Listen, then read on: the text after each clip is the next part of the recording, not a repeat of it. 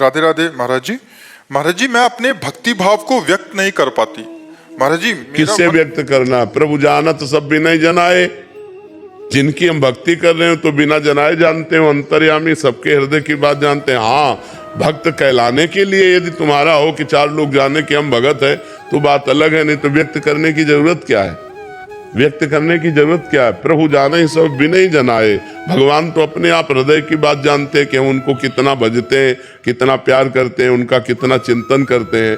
तो हमें लगता है भक्ति दिखावे की वस्तु नहीं है, भक्ति हृदय की वस्तु है। हम हृदय में भगवान का चिंतन करें, भगवान का सुमिरन करें। सादा जीवन एकदम बिल्कुल कुछ दिखावा ना हो और खूब डट के नाम जपो, भजन से काम बनना है। तो भक्ति ऐसी करनी चाहिए कि ज्यादा कोई जान न पावे, कोई प्रणाम न करे, कोई नमस्कार न करे, वो अंदर ही अंदर भगवान से रोए, भगवान से प्रार्थना करे, भगवान का चिंतन करे। इससे बढ़िया और क्या है? छुप के जो भक्ति होती है वो महान भक्ति हो जाती है।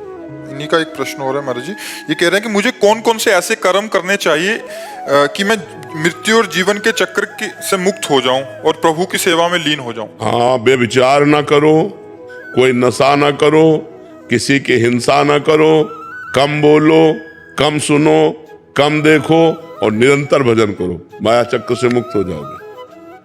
निरंतर भजन करो, माया चक्र से मुक्त हो जाओ। अव्यावृत भजना, जो अखंड भजन करता है वो जन्म मरण के चक्र से मुक्त हो जाता है। अब पापाचरण करे, दो चार माला घुमा ले, मनमानी आचरण करे तो पुनरपि जननम पुनरपि मरणम, ये पुनरपि जननी जठरे शयनम, ये बार बार भोगना पड़ेगा। जब तक पापाचरण बंद नहीं होगा और भगवान का भजन अखंड नहीं होगा तब तक जन्म मरण के चक्र से मुक्त होना संभव है। जब निरंतर भजन हो, जिस श्वास में हमारा नाम चलते हुए अंत हुआ वही श्वास हमें भगवत प्राप्ति करा देगी। अगर हमने संसार का चिंतन करते हुए शरीर छोड़ा तो चाहे जितने भजनानंदी रहे हो, हमको जन्म लेना पड़ेगा। भरत जी हिरण का चिंतन करते हुए शरीर छोड़ा, गंडकी नदी में रह रहे थे, भगवान ऋषभ देव जी के पुत्र थे, तो उनका अगला जन्म हिरण का हुआ। तो इसीलिए अखंड भजन मतलब निरंतर भजन, निरंतर राधा राधा राधा रट रहे हैं और राधा कहते हुए शरीर छूटा तो हमें राधा की प्राप्ति हो जाएगी, हमें श्री जी की प्राप्ति हो जाएगी। शिखा मिश्रा जी कानपुर से। राधा वल्लभ श्री हरिवंश महाराज जी। महाराज जी, क्या प्रभु की भक्ति केवल प्रेम से ही प्राप्त हो सकती है या अन्य साधन? भक्ति से प्रेम और प्रेम से भगवत प्राप्ति। भक्ति से प्रेम, नवधा भक्ति से दसधा भक्ति प्रेम और प्रेम से भगवत प्राप्ति होती है। प्रेम से भगवान का साक्षात्कार होता है। जान ले सो जान निहारा, राम ही केवल प्रेम प्यारा। प्रेम ते प्रगट होय मैं जाना, मिले ही न रघुपति बिनु अनुरागा, किए कोटि तप जोग विरागा।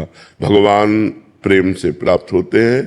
प्रेम 9 प्रकार की भक्ति करने से, श्रवणम कीर्तनम स्मरणम विष्णुपाद सेवनम अर्चनम वंदनम दास्यम सख्य आत्मनिवेदनम, इस तरह की 9धा भक्ति पूर्ण करने से भगवान से प्रेम हो जाता है और प्रेम से भगवान का साक्षात्कार होता है। अन्य साधन ये योग मार्ग, परमात्म बोध समाधि, ज्ञान मार्ग, तत्वबोध ब्रह्म प्राप्ति, अलग अलग मार्गों से अलग अलग अनुभव होता है, समझ पाए। और अन्य जो शुभ कर्म है वो पुण्य है, वो भगवत प्राप्ति कराने में समर्थ नहीं है। बहुत पुण्य हुआ तो स्वर्ग आदि लोगों के तुच्छ भोग भोगने को मिल सकते हैं, उनसे भगवत प्राप्ति नहीं होती।